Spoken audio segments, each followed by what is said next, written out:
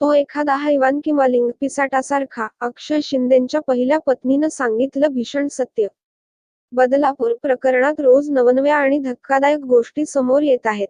आता 2 चिमुरड्यांच्या लैंगिक शोषण प्रकरणात नराधम आरोपी अक्षय शिंदेच्या पहिल्या पत्नीनं धक्कादायक आणि हादरवून टाकणाऱ्या गोष्टी सांगितल्याचं समोर आलं आहे.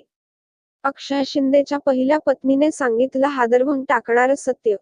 या प्रकरणात स्थापन करण्यात आलेल्या एसआयटीने आरोपीच्या पहिल्या पत्नीचा जबाब नोंदवला आहे. ती पालघर जिल्ह्यातील एका गावात राहत असल्याची माहिती आहे.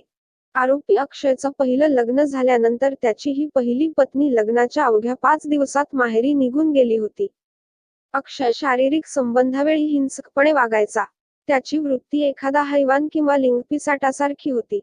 त्यामुळे लग्नाच्या अवघ्या 5 दिवसात ती माहेरी निघून गेली आणि पुन्हा कधीच परतली नाही. त्या 5 दिवसात अक्षयची लैंगिक वासना पाहता तो कोणतंही भयंकर आणि क्रूर कृत्य करू शकतो. दरम्यान, याबाबत त्याच्या विरोधात साक्ष द्यायला तयार असल्याचं तिने आपल्या जबाबात म्हटलं आहे.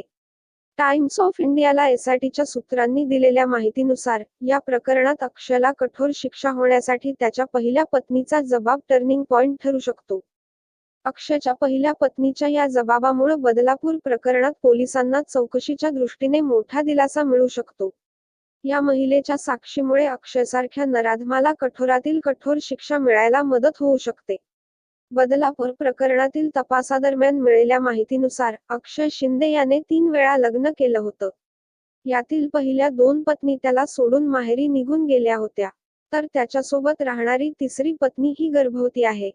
या प्रकरणात शाळेच्या संस्थेचे अध्यक्ष उदय कोतवाल, सचिव तुषार आपटे, याशिवाय मुख्याध्यापिका अर्चना आठवले यांच्या विरोधातही गुन्हा नोंदविण्यात आला आहे. या प्रकरणाचा कसून तपास सुरू असून आणखी काय समोर येतंय हे पाहणं महत्त्वाचं असणार आहे. त्या घटनेनंतर कुटुंबीय गेले घर सोडून. अक्षय शिंदेला अटक केल्यानंतर कुटुंबियांनी तात्काळ परिसर सोडला आणि घराला कुलूप लावून ते कुठेतरी निघून गेले. दरम्यान, बुधवारी संतप्त लोकांनी आरोपीच्या घराची तोडफोड केली. शिंदे याला बुधवारी दुसऱ्यांदा पोलीस कोठडीसाठी न्यायालयात हजर करण्यात आले होते. ज्यानंतर न्यायालयाने 26 ऑगस्टपर्यंत त्याला पोलीस कोठडी सुनावली होती. त्याचबरोबर आयजी आरती सिंह यांच्या अध्यक्षतेखाली स्थापन करण्यात आलेली एसआयटी देखील आता या प्रकरणाचा तपास करत आहे.